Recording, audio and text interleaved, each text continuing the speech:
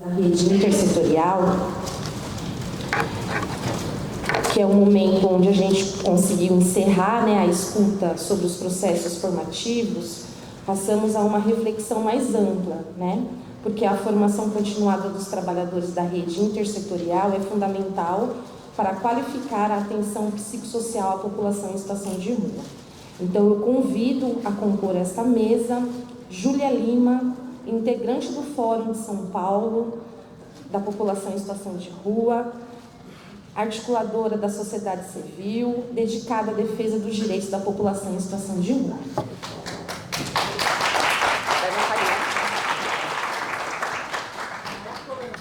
Também convido José Reinaldo Santos, liderança da população em situação de rua e membro do coletivo A Cor da Rua.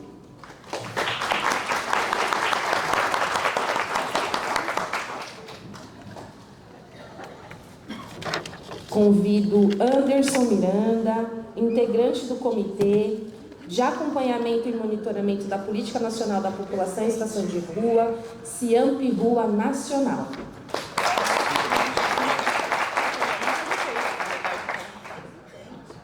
E, para mediar a mesa, a doutora Carmen Santana, coletivo A Cor da Rua.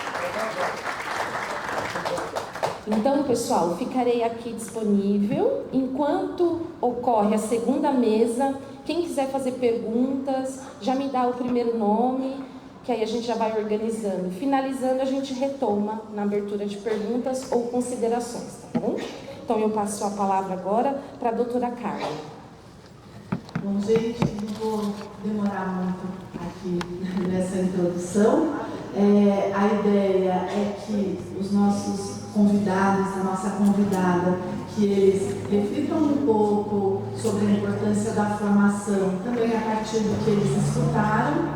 A gente pediu uma breve reflexão para eles, a ideia é uma apresentação de 5 a 10 minutos, para depois a gente poder abrir para vocês perguntarem, para a gente debater e aí a gente fazer o nosso encerramento.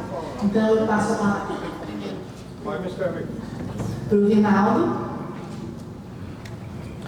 Gente, eu só queria, doutora Carmen, desculpa, eu queria só corrigir uma fala que é importante, que o Anderson não é integrante, ele é presidente do comitê. Então eu acho importante que o pessoal aqui, né, isso é significativo, né, essa função que o Anderson está fazendo, então é presidente, não é integrante. Obrigada, gente. Essa Laurinha é fogo. Bom dia a todos. Primeiro eu vou falar aqui para vocês em 2 contextos, entendeu? Primeiro eu vou falar como usuário do sistema, entendeu? Foi uma coisa que aconteceu comigo em 2004 e eu precisei usar um serviço de assistência social. Então, eu era recém-chegado no serviço de assistência social e vou falar para vocês, foi muito difícil me adaptar ao sistema, entendeu? Tanto que eu estou sentado aqui hoje, foi uma busca atrás dos direitos do sistema. Porque era muito maltratado, era muito violentado no sistema, entendeu? Então eu comecei a procurar Secretaria de Direitos Humanos, COMAS, essas coisas todas, mas eu chegava nesse serviço e procurava falar de mim, procurava falar da violência que eu sofria no sistema, entendeu? Então, muitas vezes não resolvia. Por quê? Porque você tem que falar do coletivo, porque não é uma coisa individual, é uma coisa coletiva. Muitas vezes você chegava no serviço e, olha, gente, eu nem sei como é que eu vou classificar, mas que tinha um cangaceiro esperando na porta, entendeu? Muitas vezes você chegava no serviço, os profissionais estavam armados para receber vocês, entendeu? Muitas vezes você chegava no serviço, vamos dizer, de boa, e o profissional com 4 pedras na mão, esperando você. Então, foi uma busca louca, assim, vamos supor, atrás de justiça para esse serviço todo, entendeu? Aí eu entendi que você não podia chegar só falando do individual, tinha que ser uma coisa coletiva. Aí, então, eu fui procurando, que eu já falei todos os serviços e tal, assim. Então, eu me juntei com um grupo de 5 pessoas.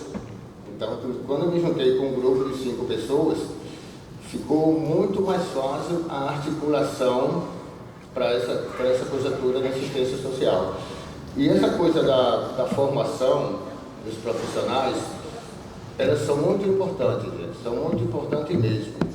Porque é impossível você chegar em um serviço e muitas vezes você ser mais preparado do que um funcionário que está lá, entendeu? Porque muitos trabalham nessa coisa, olha, na minha casa funciona e aqui vai funcionar também. Então eu acho que a coisa não é por aí, entendeu? E também tem uma coisa, a formação ela não pode chegar só no funcionário que está na ponta, só no cara que abre a porta, só no cara que dá a mala, entendeu? Ela tem que chegar nos gerentes também, entendeu? Porque muitas vezes os gerentes dos serviços, ele usa desligamento e ligamento como meta de trabalho e pressiona os funcionários para que isso seja feito. São reuniões, muitas vezes são reuniões exaustivas para pressionar os funcionários para que eles tenham uma postura rígida. São troca de funcionários assim constante para que o acolhido ele não crie um vínculo com o funcionário, porque às vezes é importante você ter uma pessoa ali que você chega, possa confiar, você possa conversar, entendeu? Assistente social, eu vou falar uma coisa para vocês. Eu encontrei alguns assistentes social que, olha, eu vou falar para vocês, isso, gente, é uma coisa de outro mundo, entendeu? Então, depois que eu comecei a andar nisso tudo, eu comecei a ver que essas pessoas também são adoecidas, entendeu? Porque muitas vezes são um assistente social para lidar com mais ou menos 50 acolhidos. Você já pensou que é você lidar com um problema de 50 pessoas? E você, como é que fica depois? É complicado isso aí, né? Então, doutora, é muito importante que essa educação, ela não pare, ela seja uma coisa continuada, entendeu? E eu posso falar para vocês que muita coisa mudou aqui no centro de acolhida, aqui do centro, principalmente aqui no centro de acolhida do centro, muita coisa mudou, entendeu? Agora eu, como profissional da saúde, eu tenho acesso a alguns centros de acolhida, vamos supor, nas áreas da Zona Sul, onde eu trabalho, e a coisa precisa chegar lá também, doutor. A coisa precisa chegar lá também, porque é complicado também. A gente vê cada absurdo no centro de acolhida das periferias que precisa expandir mais isso, entendeu? E nisso, gente, eu não vou me alongar muito não, por enquanto é isso.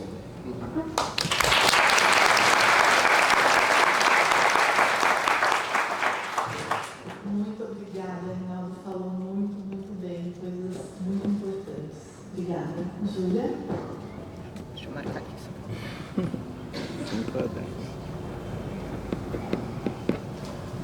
Aí tá rapidinho. Bom dia a todas e todos. E galera, é difícil falar depois do Reinaldo, né? Primeiro, parabenizar Carmen, todas as pessoas do coletivo Acordo da Rua, Cefras, por esse importante projeto. Estou muito feliz de estar aqui nesse momento, vendo esse fechamento desse projeto aqui e ouvir, né, essas trabalhadoras, esses trabalhadores trazendo a importância que o projeto teve e como isso, se multiplicando, vai ser importante na ponta, né, para as pessoas em situação de rua. Estou aqui pelo Fórum da Cidade de São Paulo, em defesa da população em situação de rua, então vou trazer um pouquinho também essa visão aqui da cidade de São Paulo, né. Na primeira mesa, a gente tinha ouvido falar o professor, né, sobre esse aumento da população em situação de rua, né? Então eu trouxe aqui os dados mais atualizados do CadÚnico, né, de junho desse ano, que a gente está com quase 400 mil pessoas em situação de rua no nosso país. No estado de São Paulo, são quase 160 mil, e sendo dessas, 108 mil na cidade de São Paulo. Então a gente tem mais de 100 mil pessoas em situação de rua na cidade de São Paulo, segundo o CadÚnico. Tem a questão que tem a divergência, né, de metodologia em relação ao censo municipal. O censo municipal que está atrasado, né, ele foi feito novamente esse ano, né, era para ter sido ano passado, foi feito esse ano, ainda não foram divulgados os dados, a gente não sabe que número virá ainda, mas com certeza há um aumento muito grande em relação aos dados de 2021. E a gente está então nesse cenário de aumento da população em situação de rua e o que mais, né, o que a gente está enfrentando no nosso país e principalmente aqui no estado de São Paulo. Acho que com o aumento dos casos de aporofobia, né? Então acho que a nossa sociedade como um todo está com essa aversão aos pobres, assim, mais do que nunca, né? Sempre teve, mas assim, o que a gente tem visto na cidade aqui de São Paulo, principalmente, é esse aumento da aversão aos pobres, né? Isso é muito assustador. A gente também vê a questão da ausência de políticas públicas, né? Então, quando a gente tiver um aumento de pessoas em situação de rua, o que você espera de um governo, né? A gente espera políticas públicas que prevêem a situação de rua, né? Que chegam um passo antes, né? Antes da pessoa entrar na situação de rua. E a gente não tem isso. A gente não tem essas políticas estruturadas para quem já está nessa situação e muito menos políticas de superação da situação de rua, né? Então, se o governo, que é o órgão que seria o responsável de propor essas políticas públicas, não está fazendo, o que a gente vai ver para os próximos anos é um aumento mais significativo ainda da população em situação de rua em nosso país.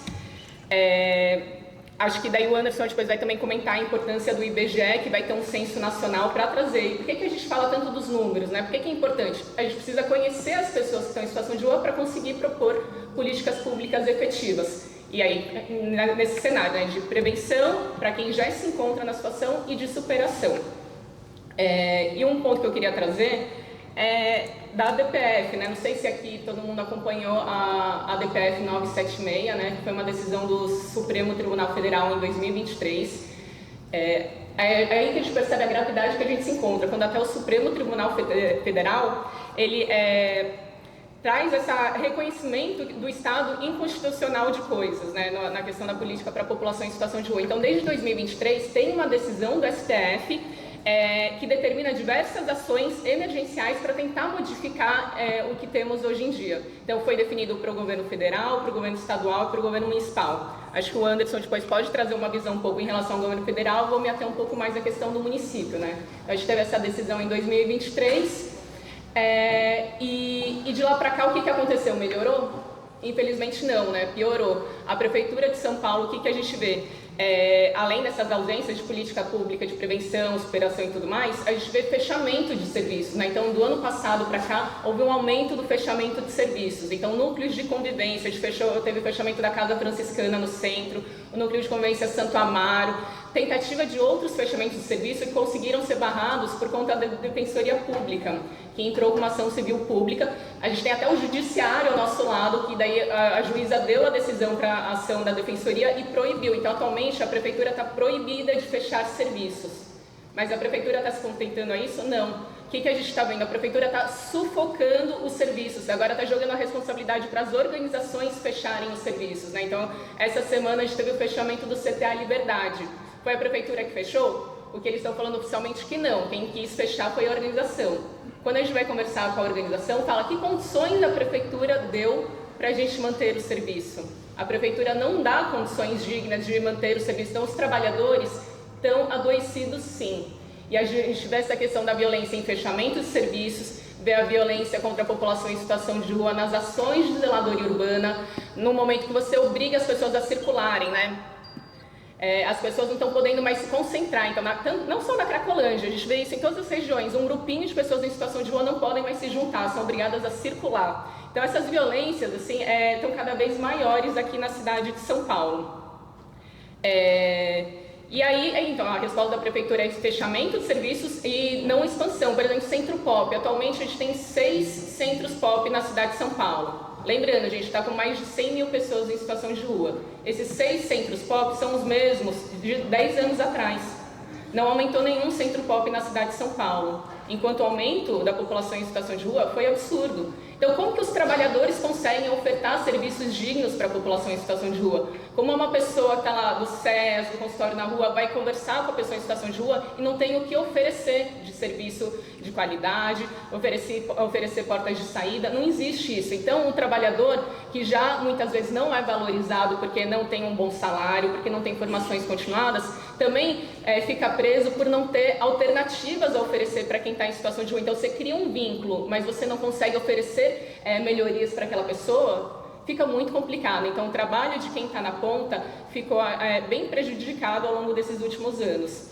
E aí, até para ir já ir fechando, Carmen, eu acho que aí a importância principal dessa formação, uma formação continuada e principalmente de multiplicadores.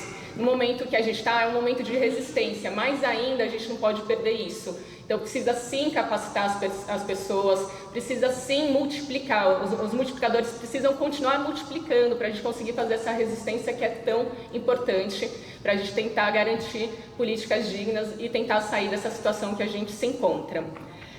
Então eu queria também parabenizar tanto as trabalhadoras, os trabalhadores da ponta, os coletivos como a Cor da Rua, o próprio Fórum da Cidade, os movimentos, que são peça-chave fundamental de garantir um mínimo de dignidade para quem está nessa situação e que não é fácil se manter firme. E essas formações acho que são essenciais para conseguir dar essa energia para conseguir garantir isso. E aí, já para finalizar, gente, semana que vem, né, 19 de agosto, é o dia de luta da população em situação de rua, é dia municipal, é dia nacional. Aqui na Assembleia também tramita um projeto para criar o dia estadual de luta.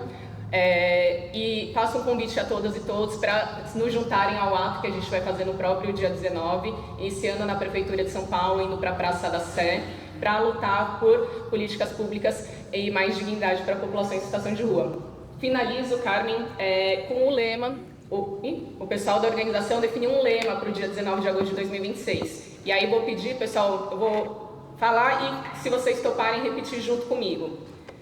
Parem de nos sufocar. E se fosse você? Dignidade e moradia já. Vamos lá? Parem de nos sufocar. E se fosse você? Moradia, dignidade e moradia já. Vamos de novo então, porque eu que errei aqui, gente. Última vez. Parem de nos sufocar. E se fosse você? Dignidade e moradia já. Obrigada.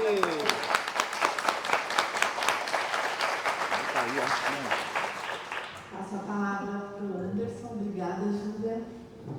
Primeiro eu quero agradecer. A Carmen me mandou vários convites, a doutora Carmen, né? E sempre eu dizia vou, mas nunca conseguia, né, estar aqui, né, nos projetos. Desde lá da UAP, né? Eu sou filho das irmãs Regina e irmã Ivete, né? Eu caí em situação de rua com 12 anos de idade. Hoje eu estou com 50, tenho 38 anos de trajetória de rua.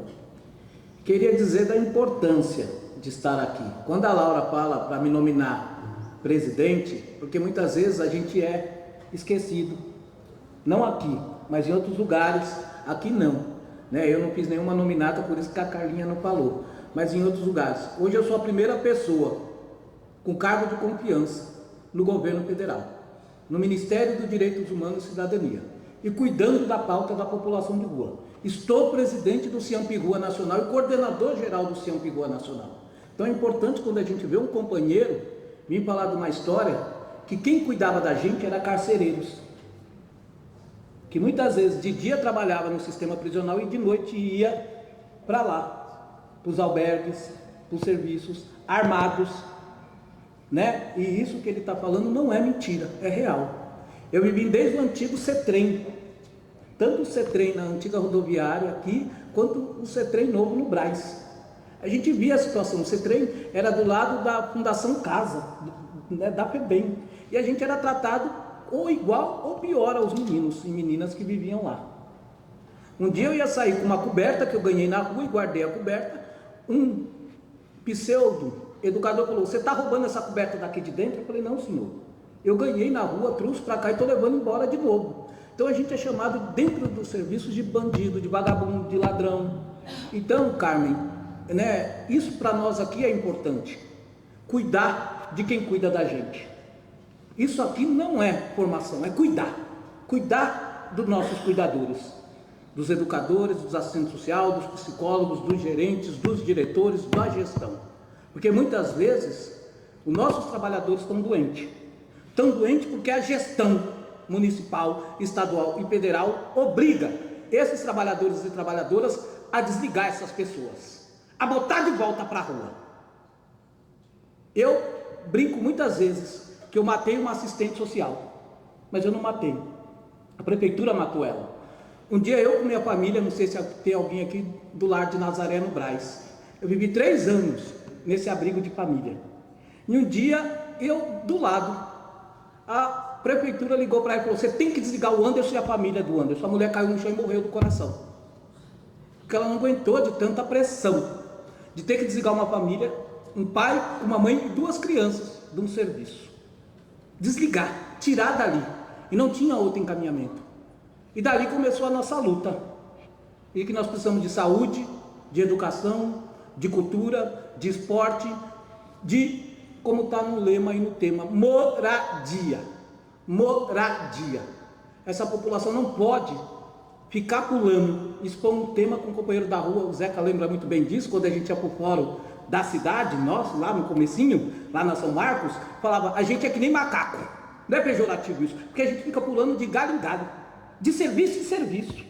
Isso para nós é ruim, porque você não tem portas de saída. Então, para nós hoje, a importância de cuidar desse, aqui de quem cuida de nós, é fundamental. De cuidar mesmo, de sentar. Muitas vezes a gente ouve muito falar mendigo, vagabundo, bandido. Isso que a Júlia está dizendo ainda, a porofobia está muito grande nesse país. Leis de municípios e de câmaras de internação compulsória, de internação involuntária, mas sem olhar para os trabalhadores e para a trabalhadora. Internar 9 meses é fácil. E depois dos 9 meses, qual é o resultado? Esse cidadão, essa cidadã volta para onde? Para a rua. E quem vai cuidar de nós? São vocês de novo.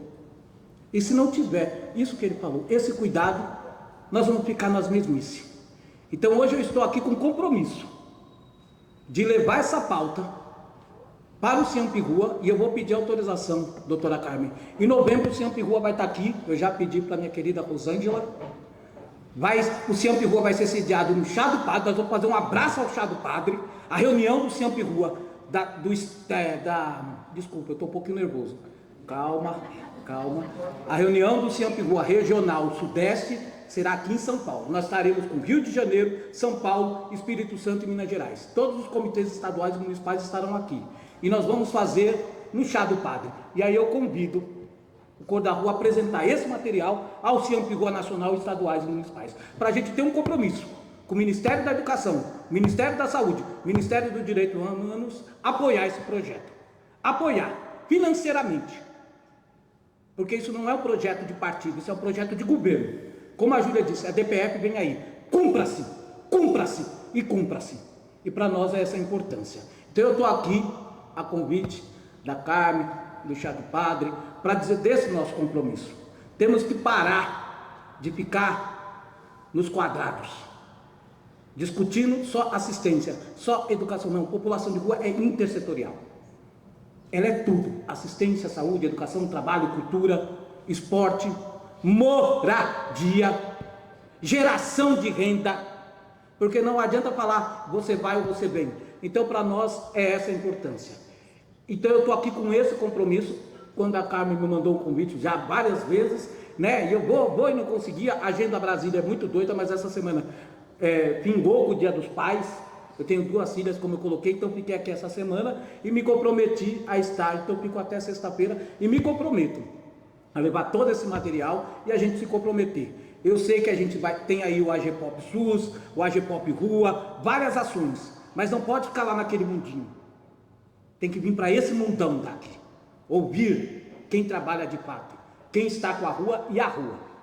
A rua, quando a gente fala, não é a rua da calçada, é a rua da Marquise, a rua do cemitério, a rua do viaduto, a rua do equipamento, porque muitas vezes essa população não é mais escutada.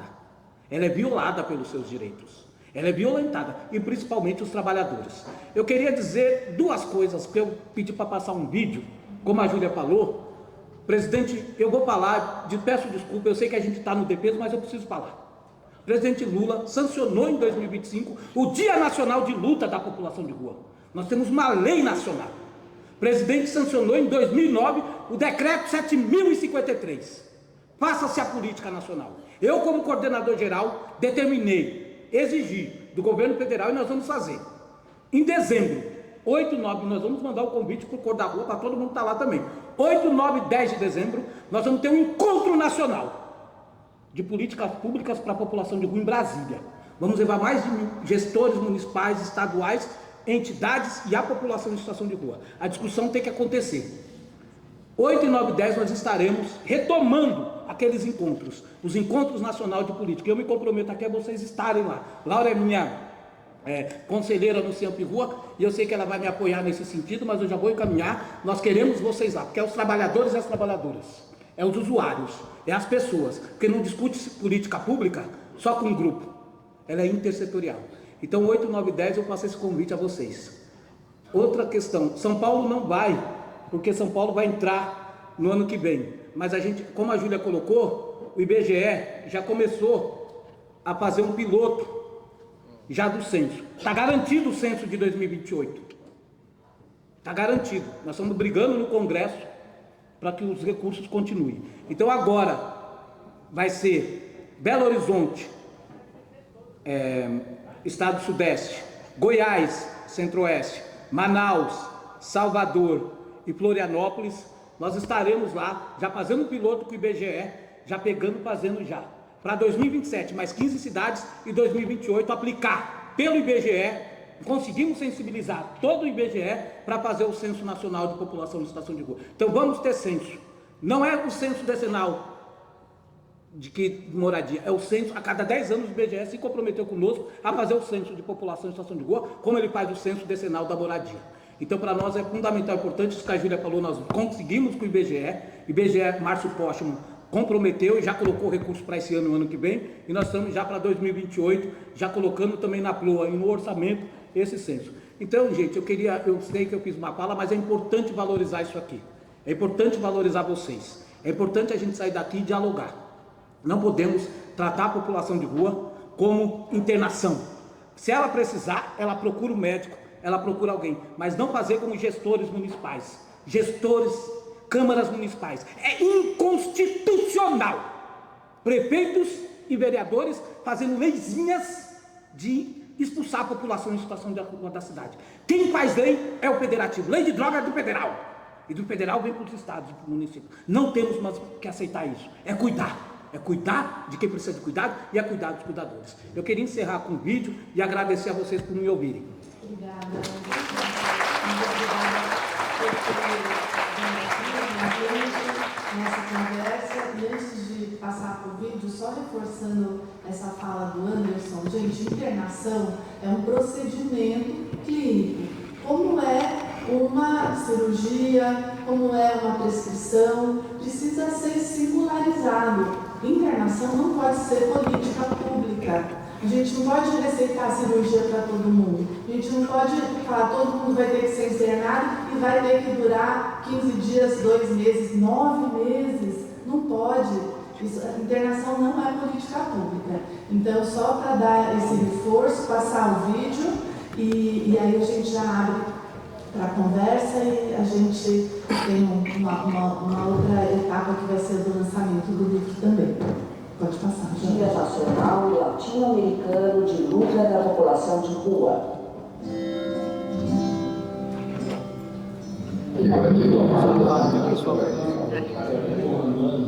O Pantera, Cola de Antônio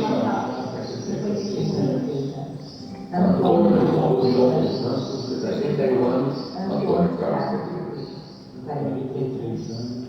Um homem identificado aparentando 42 anos. Outro homem não identificado, 40 anos. E 50 anos. Eles são os companheiros e as companheiras que morreram no massacre de 2004. Nós não podemos esquecer essas pessoas. Na noite de quinta-feira, dia 19 de agosto de 2004, na Praça da Sé, região central de São Paulo, 10 pessoas em situação de rua foram espancadas com fortes golpes na cabeça. 6 delas morreram, 2 na hora, 4 no hospital. Em 22 de agosto, um novo ataque. 5 pessoas em situação de rua novamente foram alvo, provavelmente do mesmo grupo, tendo uma delas falecido no local. No total, 15 pessoas covardemente agredidas, 7 mortas, 5 gravemente feridas. A testemunha Priscila Machado da Silva, também em situação de rua e que havia presenciado o assassinato da colega Maria Baixinha no massacre de 2004, foi morta por policiais em maio de 2005. A chacina ficou conhecida como o Massacre da Sé. Após 16 anos, este crime brutal segue sem respostas e os massacres continuam. Para o governo, para os poderes, terminou o processo do massacre do povo da rua, sem ninguém ser condenado.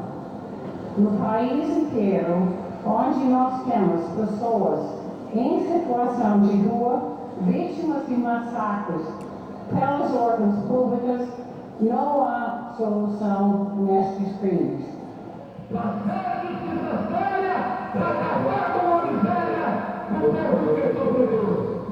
A partir do massacre da Sé, a população de rua se uniu, se fortaleceu e criou o Movimento Nacional da População de Rua, que rapidamente se espalhou pelo Brasil. A organização fortaleceu a luta por políticas públicas, como a proposta da Política Nacional da População em Situação de Rua, efetivada com o Decreto número 7.053, de 23 de dezembro de 2009. E que a gente consiga ter políticas mais justas e de inclusão social para esse segmento social. Nas manifestações de 2009, o jornal Trecheiro, número 180, de agosto do mesmo ano, noticia que o Fórum Permanente de Acompanhamento das Políticas Públicas organizou uma programação em memória ao 5º ano do Massacre da Sé, como Dia Nacional de Luta da População em Situação de Rua. Nós não esquecemos e nunca vamos esquecer as injustiças que são causadas para com a população em situação de rua. Então hoje, é 19 de agosto, Dia Nacional da População de Rua. Em 2019, com a articulação da Rede Latino-Americana, adotou-se o dia 19 de agosto como Dia Latino-Americano de Luta da População de Rua. Titulares. Se conmemoró el Día de Lucha de las Personas en Situación de Calle de América Latina y el Caribe. La calle no es un lugar para vivir ni para morir. Es el lema que aúna a las organizaciones del continente que se reunieron en marzo en Chile por el ataque del cual fueron víctimas 15 personas en la Plaza de C, en San Pablo, entre el 19 y el 22 de agosto del año 2004. Utilizaban ese espacio para dormir cuando fueron sorprendidas en plena noche con golpes. 7 murieron y 8 fueron heridas de gravedad.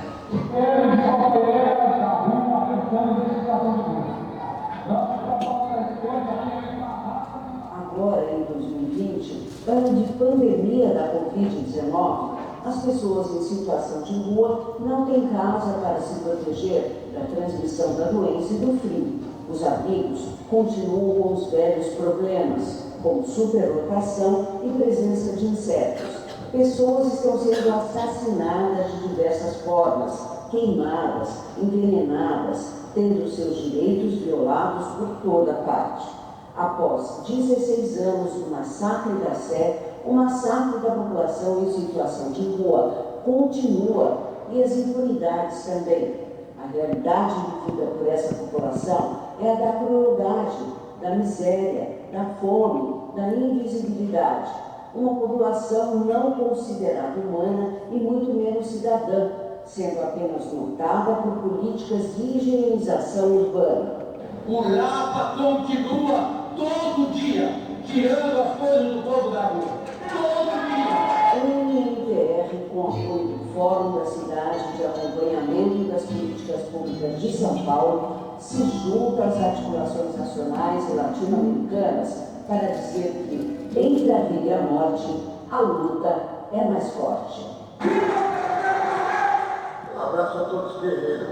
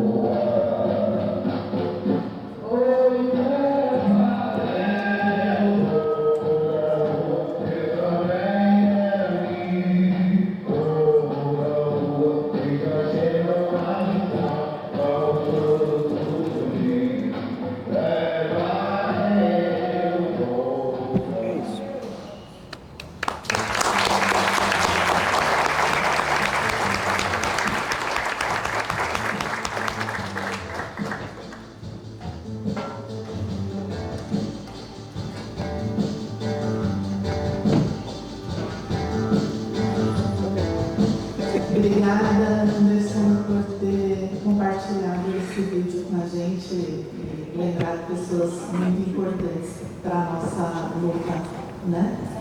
A gente tem um tempinho agora, a gente acabou começando um pouco mais tarde, então mas vamos deixar 15 minutos, se alguém quiser se colocar, trazer perguntas, comentários.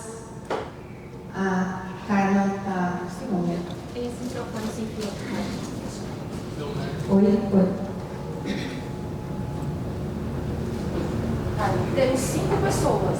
Tem 5 pessoas inscritas, 6. Eu vou pedir para vocês serem breves para a gente poder dar voz para essas pessoas que estão inscritas e não vão faltar oportunidades e outros momentos para a gente seguir nessa conversa.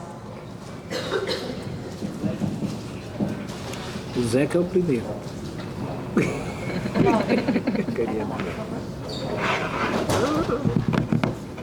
Então, as pessoas que já estão inscritas, a gente encerra agora as inscrições. Pode levantar a mão. Pode começar? Levanta a mão para ela levar o microfone. A Carla anotou lá. Quem gente, vamos lá. Então, nós temos 5 minutos, 2 minutinhos para cada um fazer sua colocação, tá? Isso no total foram 8 pessoas que se colocaram, tá? Olha, fala que vocês já puderem ir ficando ali na frente. Isso, para a gente agilizar. Eu consegui. Bem, gente, eu vou tentar ser breve, né? É difícil. Bem, meu nome é Laura Dias, vou falar bem rapidinho, mas sou conhecida como Laura Dias, é uma nome social. Eu sou uma mulher negra que tem 20 anos de uso abusivo de álcool, crack e cocaína. Quando eu tive aquele lapso de realidade para sair dessa situação, eu fui uma pessoa que eu tive assim, muita sorte, porque eu conheci pessoas dos equipamentos que realmente são gente que gosta de cuidar de gente. Eu posso nomear a Marilda, que era na verdade, hoje ela é presidente lá do Centro Pop de Santos. Eu posso nomear a Luciana Werneck, que trabalhava no consultório na rua, uma mulher que não media esforços, e tudo quanto é buraco, atrás de cuidar das pessoas que estão em situação de rua, atrás das mães grávidas, das mulheres grávidas. E Felipe Galvão, que por incrível que pareça, está aqui, lá atrás na plateia, Felipe, que foram pessoas que me trataram como gente, que me deram oportunidade de fala, oportunidade de visibilidade, né? Então, eu venho aqui para falar sobre. Quando eu pedi para a Carlinha falar que o Anderson é nosso presidente, porque a gente tem que dar um tapa na cara dessa sociedade hipócrita e falar que a população de rua é lixo. Nós não somos lixos, nós somos pessoas com direitos, pessoas com qualidades. Então, a gente tem que mostrar para a sociedade que quem está lá não é lixo, não é psico. São seres humanos que precisam de cuidado e têm direito, que têm políticas públicas ativas. Graças a essas pessoas que me deram visibilidade, a primeira vez que eu fui eleita como delegada da ação social foi lá em São Vicente, junto com o Felipe. Foi muito emocionante, né, Felipe? Porque eu fui eleita quase unanimemente. Se 5 pessoas não levantaram para me eleger, foi muito. E a partir dali eu comecei a entender o que eram políticas públicas.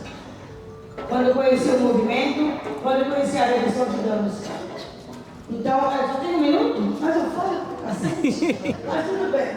Então, hoje em dia, eu comecei como presidente do Conselho de Álcool e Droga de Santos, aquela psica lá que comia lixo. Hoje, então, estou como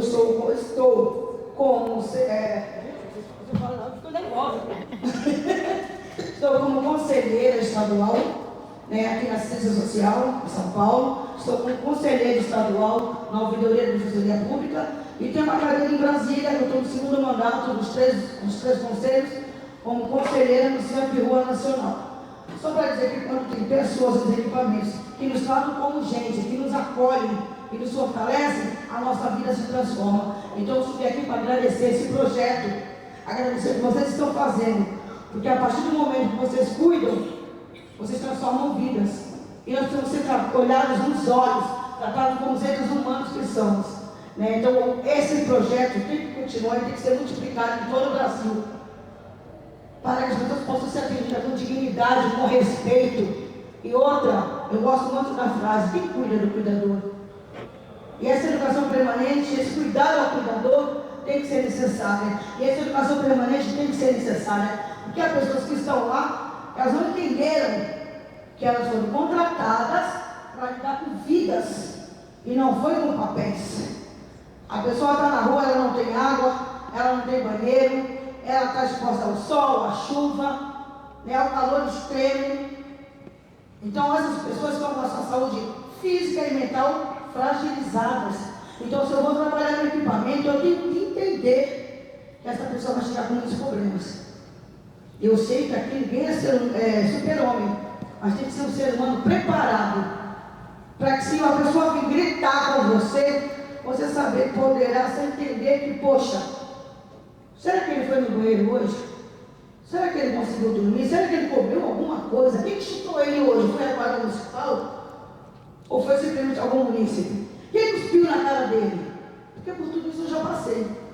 Então, quem está nesse espaço tem que entender, está lidando com gente. Infelizmente, há pessoas que não são preparadas para isso. Ok, ninguém ou ninguém, procura uma profissão. Procura uma profissão que ganhe mesmo, até mais, mas que não tem que lidar com um problema que não consegue se adequar.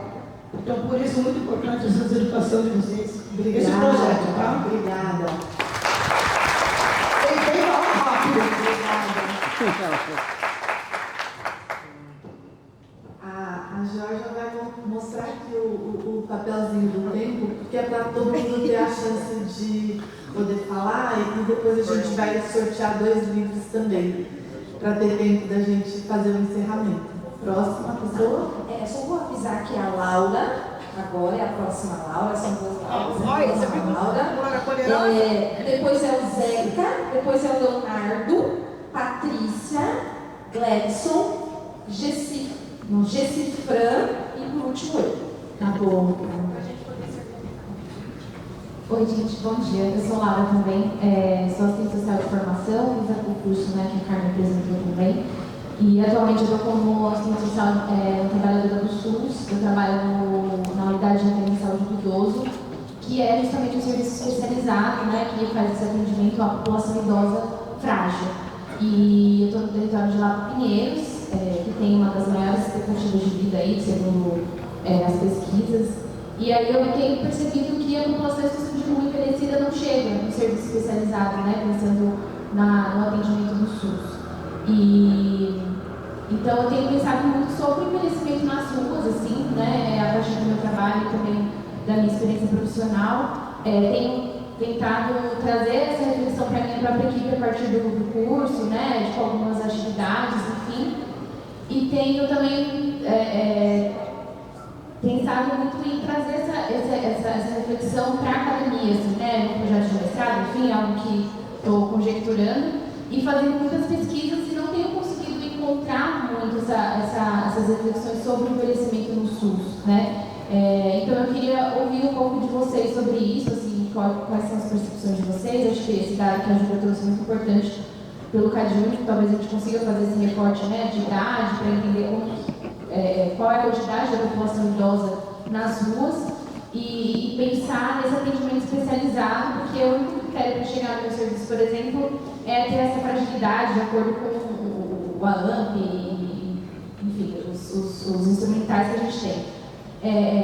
Então, com certeza, um idoso em situação de rua tem todas as fragilidades que a gente possa imaginar, mais um pouco, para serem atendidos no serviço especializado. Mas por que ele não chega, né? Acho que a gente tem muitos porquês, a gente sabe disso, né? Mas a importância de talvez refletir um pouco com esse recorte. Então, eu queria ouvir vocês um pouco sobre isso, se possível. Obrigada. Obrigada, Laura. Próxima pessoa. Leandro, vocês querem falar sentado, pessoal, mas pode se dirigir até aqui. Desculpa, Leonardo. Depois, Patrícia. E o Zeca? Olá, boa tarde. Me chamo Leonardo, eu sou estudante de psicologia. Meu TCC tem a temática de lidar com a população em situação de rua. E eu acho que teve duas coisas que falaram aqui que me chamaram muita atenção. A primeira coisa foi uma palavra que eu não conhecia, não sei se vou falar certo, aporofobia, que eu acho muito interessante descobrir esse termo. E a segunda coisa foi o que falaram aqui também, de que a gente está muito mais próximo, né, de estar na rua, de ser uma pessoa em situação de rua, do que a gente está de um bilionário. E é muito importante a gente estar aqui, né, os trabalhadores, enfim, cada um está aqui por um motivo, mas eu me pergunto muito como que a gente pode expandir esse diálogo para a população geral, para a pessoa comum que está pensando, está nesse contexto da porofobia, né, que desmerecem a população, não só a população de rua, mas a população pobre, de uma forma geral, né, a população de favela, enfim. E eu queria, tipo, não necessariamente fazer uma resposta, mas eu queria só propor essa pergunta para a gente pensar mesmo, né, tipo, como que a gente dialoga com essas pessoas, ainda mais em tempos de redes sociais como a gente tem hoje, né, onde tipo, esse diálogo é muito disfarçado, né, essa mensagem de ódio ao pobre, né, das pessoas, e isso acaba entrando na cabeça das pessoas. Eu queria saber como que a gente pode tipo, mudar isso, tá? Obrigado. Obrigada, Leonardo.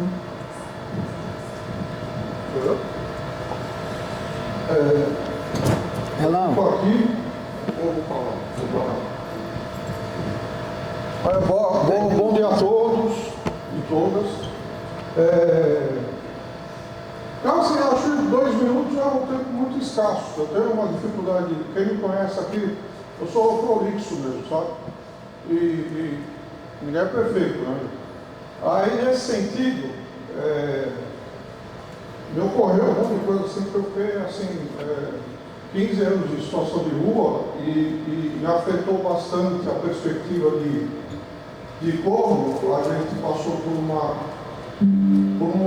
modelo de aplicamento que era mais um modelo de não de recolhimento da pessoa, mas de recolher seres humanos assim, sabe? E não dar a devida condição humana para essa pessoa. E nesse sentido, do momento atual político que a gente está vivendo até, eu queria acrescentar um dado que a menina da Rede Sampaio falou, que eu li na Folha de São Paulo, no post do Instagram. Fizeram uma pesquisa que não só aumentou bruscamente a população em situação de rua, mas a população carcerária no Brasil estourou recordes históricos. Ou seja, a extrema-direita teve a manha, né, para isso eles são competentes, é gente que individualmente tem diarreia mental, mas quando eles se unem, eles conseguem, lá no Congresso, pela má representação política que a gente consegue eleger democraticamente de 4 em 4 anos, de ter a manha de sempre, o perfil não trocou, é preto, pobre e periférico, mas aumentou o recorde. Né? Isso para a sociedade como um todo, eles fazem adoecer mais a sociedade. Eu estou falando de todos nós. E nesse contexto eu vou tentar, assim, eu estou meio, assim, meio bipolar, no sentido assim, de pensar aquelas dualidades que a gente fala sobre o nosso país, que a gente é uma mistura de Bélgica com Índia e tal. E já falei da Índia, com todo respeito aos indianos, mas pelos belgas agora, né? Que eu acho que esse programa aí que o Acordo Lava conseguiu fazer é uma possibilidade de dar um tapa de pelica mesmo, tanto da gestão municipal no que diz respeito ao gangster tupiniquim, que eu chamo de Ricardo Nunes, e o vice-prefeito, que acho que é coronel da Rota Aposentada, do PM, que eu chamo de Capitão do Mato, né? Que os caras, eles estão aquém, né, de ter alguma coisa ali com crer para esse segmento, né, com política pública. Eles querem um extermínio e é isso, né? Foda-se, morra e pronto. E, assim, no que diz respeito agora eu vou fechar assim. Eu estou animado assim para essas possibilidades de projeto da construção de uma organização que pensa a situação de rua de forma séria, e tem o pessoal do governo federal. Eu fiz esse curso aqui que tem o nome de Educação Popular e Saúde para o Cuidado da População em Situação de Rua. É uma política pública do governo federal, pelo Ministério da Saúde, a formação da Fiocruz. Tivemos aqui como educando, já o primeiro edital que eu participei como aluno, aí a política pública vai rolar, vem o pessoal que eles eleitaram a Fiocruz de Pernambuco para fazer as oficinas e a metodologia usada de Paulo Freire para acontecer essa política pública de fortalecimento do RAPS como um todo, para vários segmentos sociais. Nesse específico, vai rolar a política pública, a gente está com uma dificuldade enorme de mobilizar, vou até para inscrição, aí quem puder ajudar, porque não é fácil mobilizar a rua, mas eles não estão vendo como uma possibilidade efetiva de mudança de crescimento pessoal, como cidadão e tal. Eu, até o coordenador estadual, que é do Rio de Janeiro, que é aqui, ele é coordenador aqui de São Paulo, mas ele mora no Rio de Janeiro. Ele fala, porra, Zé, você não está ficha ainda, tua vida está mudando. Você ficou 15 anos de situação de rua, agora eu sou educador social pela Fiocruz. Fiz um curso de uma semana para ser, questiono se eu sou mesmo, mas se a política pública continua, de fato minha vida vai ajudar. Vai entrar uma bolsa e tal, eu vou melhorar a minha vulnerabilidade social, vamos dizer assim. Então, nesse contexto, eu creio que a gente pode ainda ter esperança em alguma coisa. Obrigado. Obrigada, Zé.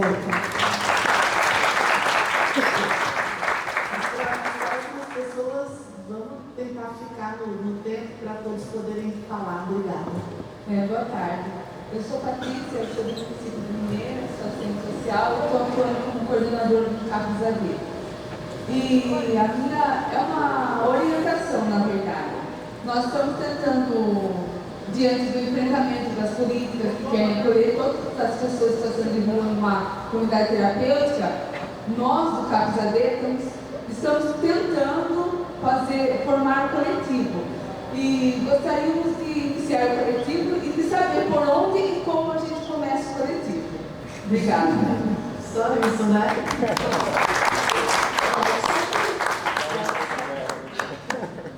Depois o Edson é o Jéssica.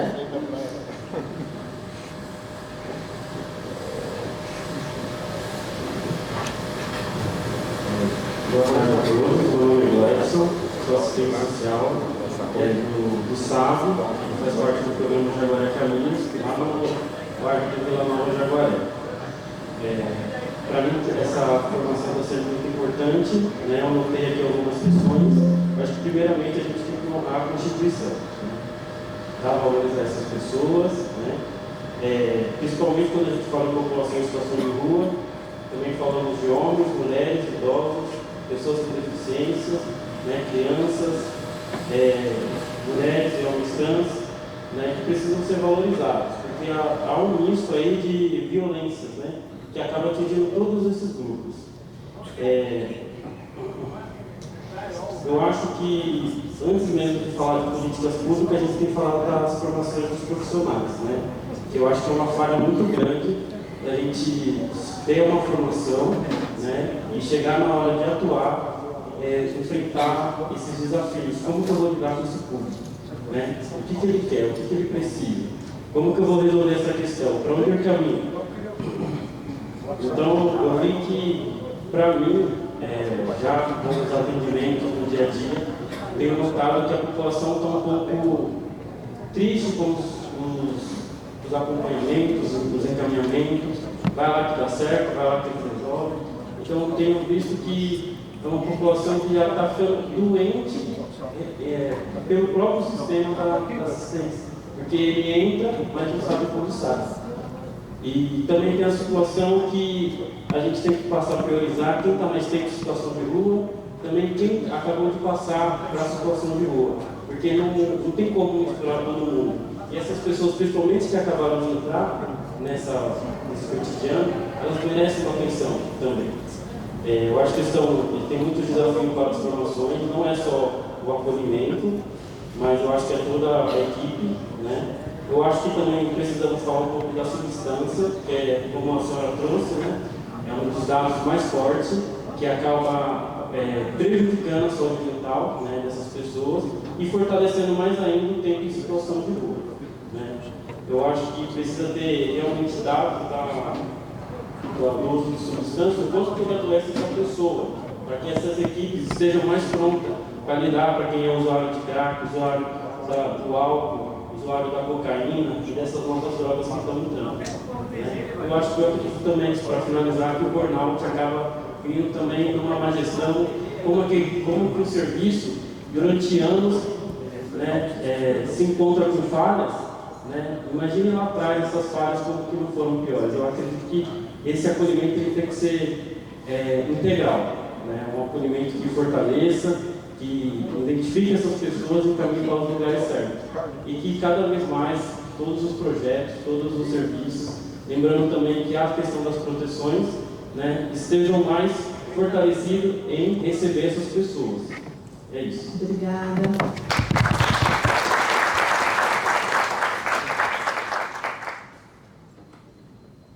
Bom dia, boa tarde, Andy. Meu nome é Jéssica, sou psicólogo social, estou compondo a equipe do consultório na rua no município de São Sebastião, litoral norte. Vou ser bem objetivo, a gente fala muito da educação permanente e entende a importância da educação permanente, mas eu fico me perguntando como fazer educação permanente e fortalecimento da rede num movimento tão forte de terceirização, em que a gente vê rotatividade dos profissionais e desmonte dos serviços como um todo. Então, esse profissional que você começa a educar hoje, amanhã já foi para outro trampo, entrou uma pessoa recém-formada no lugar dele ganhando menos, e essa equipe está sempre sendo trocada, né? Enfim, é isso. Muito bom. Vai falar, Danilo? Tem uma pergunta que chegou aqui, que eu entendo que é uma proposta, uma consideração, que é: o curso de formação continuada deveria ser ofertado para todos os trabalhadores na jornada do trabalhador, dentro do período de trabalho do trabalhador. E eu também me inscrevi, né? Eu queria fazer uma provocação para o nosso presidente Anderson, né? Dizer que, e fui provocada pela doutora Carmen, né? Porque ela comentou aqui que na política de assistência social não existe o setor de educação permanente, né? Aí eu fui lá procurar, né? Existe uma política de educação continuada, existe uma política nacional de educação permanente do SUAS, é uma resolução 4 de 2013 do CNAS. E aí eu acredito que o CIAMP Rua, né, na presença do Anderson, possa contribuir nessa provocação de todos os municípios do Brasil. Né, porque hoje a gente aqui no curso foi possível, né, a gente se apropriar, né, com esse projeto, mas isso precisa ser espraiado no município de todo o Brasil. Então, Anderson, acho que você pode contribuir nessa provocação, né, de perguntar para os municípios o que estão fazendo, o que estão pensando, o que estão planejando, porque o que nos adoece também enquanto trabalhador é saber que vários municípios devolvem dinheiro para o governo federal porque não fazem educação permanente para os servidores públicos. E o que eu observei ao participar desse curso é que entidades conseguem fazer educação permanente por conta das horas técnicas, e quem é concursado servidor fica com muita dificuldade nos serviços dos municípios que não são concursados e são de gestão direta. Então, cabe aí uma reflexão para que o CIAMP possa pensar em estratégias para provocar isso nos municípios do Brasil. Tá? Acho que era isso. Obrigada, Carla. Eu vou passar para a mesa a palavra para a gente ir encerrando essa etapa, porque a gente ainda tem a finalização aqui do evento. Pode começar, né? Não, primeiro, obrigado. Eu acho que eu vou ser breve, rápido. Carla, como eu coloquei, no final do ano, de 8 a 10 de dezembro, nós faremos o Encontro Nacional de Políticas Públicas, aquele que nós fizemos em 2009, quem participou vai lembrar, que muita gente ficava na rua nos aeroportos, não conseguiu viajar, e quem não lembrar, a gente vai relembrar. Então agora, era para já ter feito, não é conferência, porque o CIAMP não é conselho ainda, ele é um colegiado do governo, com o governo federal de participação, tá? Então em dezembro agora, nós iremos fazer. E aí, eu proponho, doutora Carmen, que isso esteja na pauta. Qual é o orçamento? Quanto custaria para esse projeto entrar e a gente apresentar, né? Hoje nós estamos com 11 ministérios dentro do CIAMP Rua, 11 ministérios, desde a Secretaria-Geral da Presidência, Ministério da Saúde, Ministério da Educação, Ministério do Trabalho, Ministério da Justiça, vários ministérios.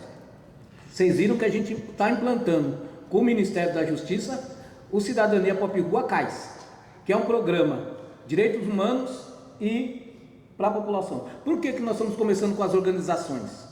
Não é criminalizando a gestão, porque isso que a Carla falou, muitas vezes a gente repassa recurso para a prefeitura, ela devolve para o governo federal. São Paulo, na Operação Inverno, devolveu R$1.500.000 que não quis fazer a Operação Inverno em São Paulo.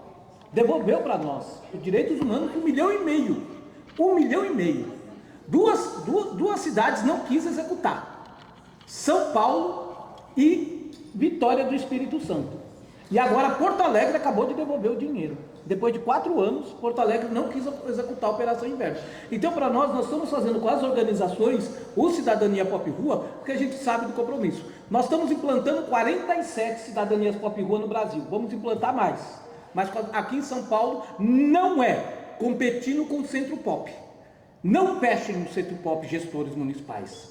É trazendo um serviço a mais, com canil, com banho, com atividade, com que os consultórios na rua e de rua possam entrar no serviço, várias questões. Então é um serviço dos direitos humanos atendendo a população de rua nesse país. A gente viu como a Júlia falou, nós temos 6 Centro Pop em São Paulo, mas são cartoriais, é só por Cade Único. Hoje eu jogo o chá do padre, eu não valorizo o chá do padre, eu não valorizo o serviço, eu não valorizo os profissionais, eu sucateio os serviços, eu terciarizo o serviço, e não é isso que nós queremos mais. Nós queremos fazer as parcerias. Então esse projeto de educação permanente, ele vai entrar no plano do CIAMP Rua Nacional. Então em dezembro a gente vai apresentar para que o Ministério da Educação, o Ministério da Justiça, o Ministério do Direito Humano, o Ministério da Assistência Social, a gente possa implementar. Como agora o Zeca falou, o Pop Rua Ajude, o Ed Pop Rua, ele veio com uma demanda da rua, né? E muitas vezes exige da população de rua diploma, certificados, e não notório saber. Nós estamos brigando pelo notório. Isso que nós estamos fazendo aqui hoje, agradeço, viu, Carmen? Vou encerrar, é notório saber. Eu e o companheiro contando nossas histórias, falando das realidades, e a gente tem diploma. É notório saber, mas muitas vezes não é valorizado. Então eu quero trazer isso a vocês, eu estou levando esse compromisso, nós vamos sentar, preparar isso, tá, Carla? E vamos fazer sim, a partir de 2027, isso está no cronograma, tá, do CIAMP Rua, então, o projeto de educação permanente. O CIAMP, ele a partir do ano que vem, independente de eleição ou não eleição, o CIAMP se torna conselho. Nós estamos aí, conseguimos, está em aprovação a lei nacional de política da população de rua, o CIAMP deixa de ser um colegiado e se torna conselho nacional, com orçamento, com recursos, com secretaria, dentro da presidência, posso dar essa informação boa aqui, dentro da Secretaria-Geral da Presidência da República. Então é um compromisso nosso, o CIAMP agora ele torna conselho, ele torna um órgão da Presidência da República e nós precisamos fortalecer. Chega de retrocesso, chega de borogodó e vamos para a luta. Não falei borogodó, não. Eu vou falar que eu estou fazendo com energia partidária.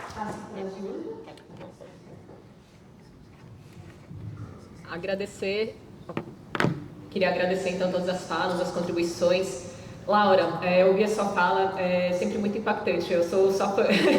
E acho que você demonstra como você conseguiu superar a situação de rua e trazer agora tanta experiência para conseguir construir políticas públicas, monitorar as políticas públicas, isso é muito importante, então obrigada. Fazendo alguns comentários breves de alguma fala, assim, indo acho que de trás para frente, pegando um pouco o que o Anderson trouxe, né, a questão do orçamento. E aí vai um pouco do que... É Jeffran? Eu não entendi esse nome. Gessifran. Isso, Gessifran trouxe que essa questão da terceirização, né? Então acho que passa por uma questão de ter orçamento e ter vontade política, né? Então a gente está agora num governo federal que está conseguindo direcionar o orçamento e às vezes o município, o estado não tem vontade política de executar. E aí faz esse sucateamento que o Anderson comentou, e é muito grave, né? Então, aqui na cidade de São Paulo a gente tem 6 centros POP, então na cidade de São Paulo a gente não tem mais servidor da assistência social concursado atendendo na ponta, porque consultório na rua é terceirizado, centros de acolhida são terceirizados, SES é terceirizado, e o que era a função do Centro Pop aqui, agora foi para o NPJ, então NPJ terceirizado. As trabalhadoras da assistência social do Centro Pop têm uma única função agora, além do CAD único, Anderson, que é supervisionar os serviços, que também nem seria a função dela, então tem que saber coisas que não é da assistência social. Então, em São Paulo, não tem ninguém concursado que atende a pessoa em situação de rua, isso é muito grave. Então, acho que a questão da terceirização é algo muito problemático na assistência social, na saúde, que a gente tem que debater, sim. E passa por orçamento e vontade política, abrir mais concursos públicos, ter mais investimento nessa área dos servidores públicos. O Leonardo trouxe a questão da aporofobia, né? Leonardo, eu acho que tem uma questão mesmo que ainda não chegou na maioria das pessoas, esse termo, né, a versão ao pobre, fica muito assim, você está passando na rua, vê a pessoa ali dormindo, você não quer ver, né? Ou acho que o mais comum é, eu não quero ver, e finge que não existe. E isso é muito grave, então acho que passa por formação, a gente tem que sim trazer formações para quem está na área, mas trazer também conhecimento para quem não é da área, conseguir chegar a todo mundo da população. E daí acho que tem que ter muitas campanhas, então acho que faz parte do governo trazer essas campanhas sobre a aporofobia. A gente tem hoje em dia 2 projetos de lei, um na Câmara Municipal e um aqui na Assembleia Legislativa, de multa administrativa em caso de aporofobia. E é muito interessante isso, porque também é uma forma de educar, né? Não é só criar uma multa, mas no sentido mesmo de formar as pessoas, de dizer que isso aí é proibido, que isso daqui é um absurdo que se faz com a nossa sociedade. Então, na minha visão, acho que a questão da aporofobia a gente tem que vir com formação e também com, nesse caso, multa. Então, eu estou defendendo muito esses 2 projetos de lei que tramitam na Câmara e na Assembleia. E também, por exemplo, a questão do STF, essa decisão da DPF que eu tinha comentado anteriormente, também traz essa questão, por exemplo, da arquitetura hostil, que é muito denunciada pelo Padre Júlio, já é proibida pela decisão do STF. Então, também, nós como sociedade, se a gente vê alguma coisa que é de arquitetura hostil, tira a foto, vamos denunciar, vamos levar para os nossos representantes legislativos para conseguir chegar à denúncia, formalizar a denúncia. Ó, essa arquitetura hostil é em tal endereço, em tal local, tirei essa foto. Manda para o seu representante para conseguir juntar formas, provas de que a decisão da DPF está sendo descumprida. E eu acho que nossos coletivos, até falando um pouquinho da Patrícia, né, dos coletivos, acho que tem um papel essencial de conseguir coletar essas provas e conseguir chegar aos governantes, aos parlamentares e também no STF pelo descumprimento da DPF. A DPF foi uma vitória muito grande. Só que agora a gente está nessa função, né, de 3 anos depois da decisão, foi em agosto de 23, 3 anos depois a gente está juntando provas para chegar para os ministros do STF e mostrar como o Estado, o município continua desrespeitando a decisão deles. E por fim também, que eu já me alonguei um pouquinho, Carmen, que acho que é uma coisa que também o coletivo pode trazer, a questão do envelhecimento que a Laura trouxe, né? Eu vou falar um pouquinho da experiência que eu tenho aqui na cidade de São Paulo. Então a gente vê o aumento da população e consequentemente tem o envelhecimento, né? Porque o sair da rua é muito difícil. Quanto mais tempo na rua, mais difícil sair. Então as pessoas estão sim envelhecendo na rua. E na cidade de São Paulo, aqui a prefeitura, eles não abrem vaga em centros de acolhida de idosos, não abrem ILPI. Então, está um gargalo muito grande, é uma demanda muito maior do que o número de vagas que a gente tem. A gente escuta nos núcleos de convivência, no centro de acolhida, que não tem vaga. O que já veio de idoso procurar o fórum da cidade para denunciar. Fui internado na Santa Casa, fiquei 4 dias na Santa Casa. Quando voltei para o centro de acolhida, tinha perdido a vaga. Daí, quando a gente vai conversar com o serviço, eles falaram, a nossa orientação foi que, está chegando na orientação para a gente que a gente tem que desligar, porque a demanda é tão grande, a fila é tão grande para a vaga de idosos, que tem que circular a lista. Então, é internado, o idoso já perde a vaga. E aí ele sai do hospital, ele vai para uma fila esperando vaga no centro de acolhida de idosos. Isso está acontecendo em vários centros de acolhida aqui da cidade. Então, é muito grave. Então, ou a prefeitura começa a abrir, sim, vagas de acolhimento de idosos e LPIs, visando esse público idoso que não tem autonomia e também visando moradia para os idosos que têm autonomia. Tem muitos idosos com autonomia que não necessariamente precisariam estar em acolhimento. Então a gente tem, por exemplo, a experiência de locação social, a Vila dos Idosos. Idosos com autonomia que poderiam morar, ter a sua moradia, não precisa necessariamente estar num acolhimento. Só que foi parada, foi estagnada a política de locação social no município. Então eu acho que as prefeituras teriam que ter esse olhar de moradia e também de acolhimento para a população idosa, pensando nesse envelhecimento da população. Obrigada, pessoal, e novamente, Carmen, parabéns para você, para toda a equipe, pela importante formação que vocês fazem e continuem multiplicando, pessoal. Obrigada,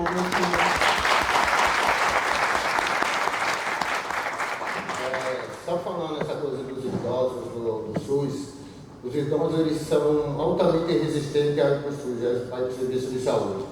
É que nem eu já falei, eu sou agente de saúde Então eu trabalho na Zona Sul, então tem quartos idosos que praticamente todo dia eu tenho que ver esses idosos, entendeu?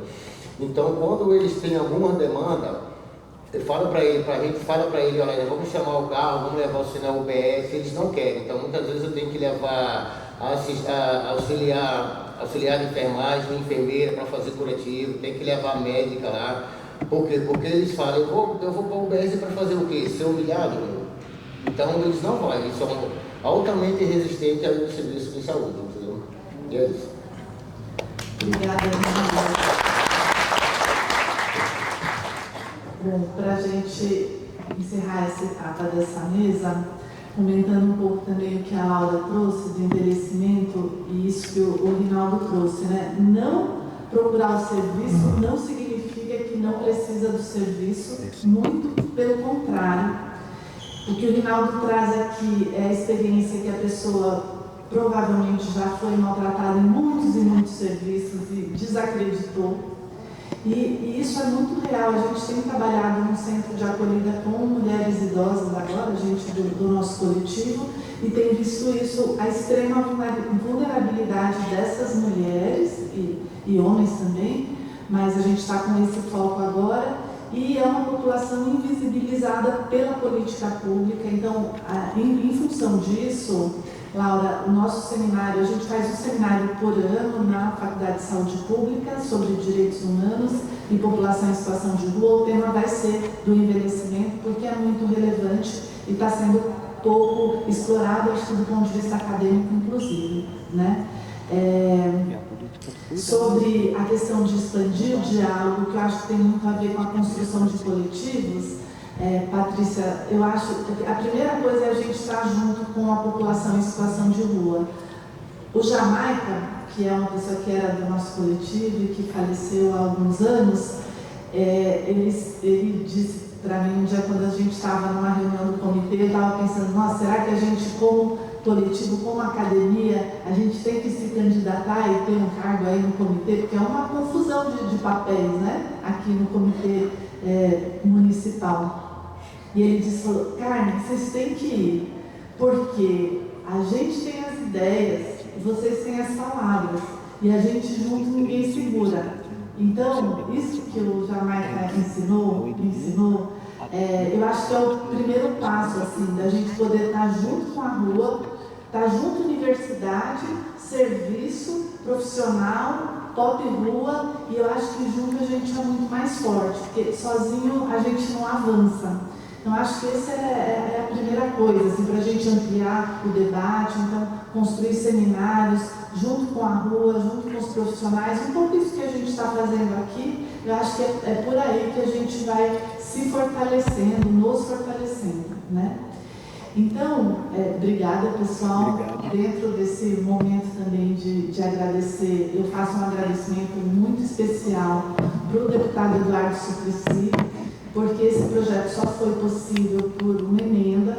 A gente fez o projeto, apresentou, é uma das poucas pessoas que abre edital para receber projetos da sociedade civil. Então, uma colega nossa aqui, a Carla, falou assim, não, como é que eu posso levar o projeto para outros espaços? A gente precisa, recurso não é muito, mas também algum recurso a gente precisa, e a gente está muito aberto para construir projetos junto com vocês, e aí a gente vai batendo nos deputados para tentar recurso de emenda, a gente vai submetendo a editais, quando tem editais, do governo federal, do governo municipal, e é assim que a gente tem funcionado assim, desde lá de 2009, e vamos seguindo, às vezes com recurso, às vezes sem, mas eu entendo que seja por aí. E em um desses editais, há 10 anos atrás, a gente conseguiu fazer a publicação desse livro, que foi construído a muitas mãos com trabalhadores da rede, a partir de um processo formativo também, em 2016, e a gente vai sortear, a Jorge já sorteou pelo número das inscrições aqui 2 volumes. A gente, nesse projeto da emenda, além da capacitação, a gente fez a revisão e ampliação, então a gente vai lançar a segunda edição do livro, não vou falar muito agora que a gente nem tem tempo suficiente para isso, mas quem se inscreveu vai receber a versão em PDF desse segundo volume. Aqui ele já está disponível, é só vocês baixarem, né, no PDF, mas a gente tem alguns exemplares impressos ainda. E a Georgia, você quer falar os números que foram sorteados, Georgia? Mirandinha. Foi esse microfone. Não, olha, não. Você só entrega.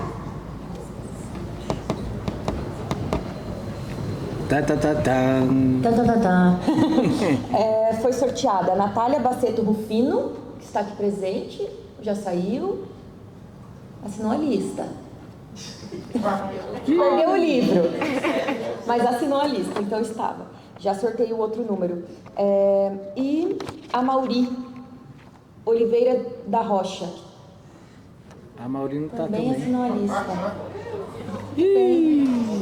Sorteio de novo. Ronaldo Gonçalves Costa. Aí, ó. Opa, aí, ó. Lá com a cara, querida. Opa, aí, ó. Sorteio de novo. E próximo, então, vamos ver se está aqui ainda. Maria Lucicleide Martins. Ah lá, ganhou.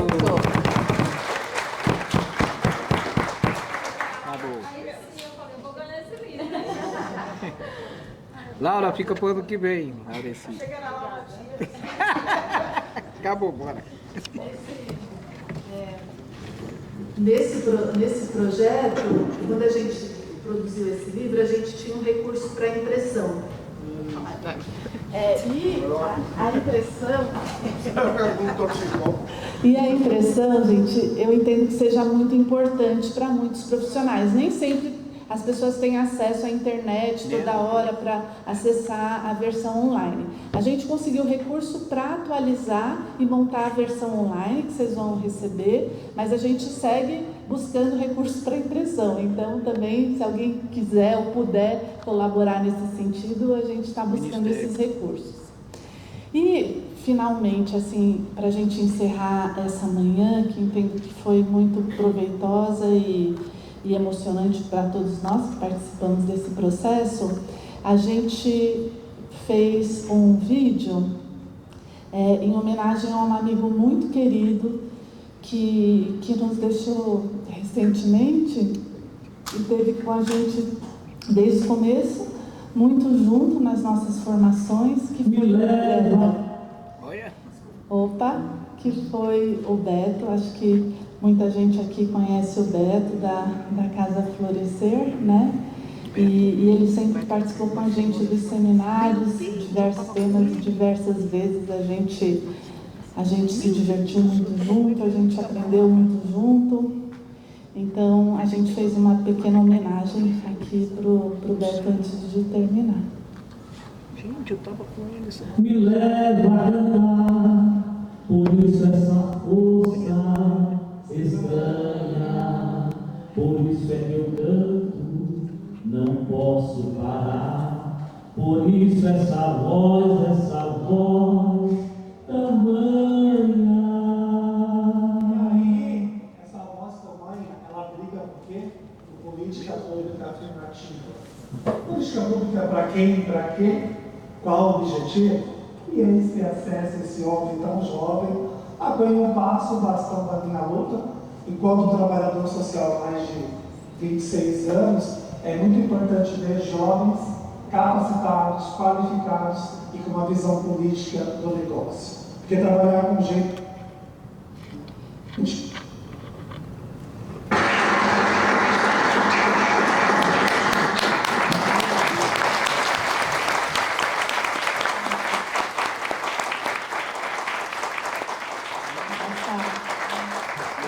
Ajudou muita gente no seminário do ano passado. Então, por isso que a gente trouxe essa fala dele aqui. E a Georgia finaliza agora. Meu Deus.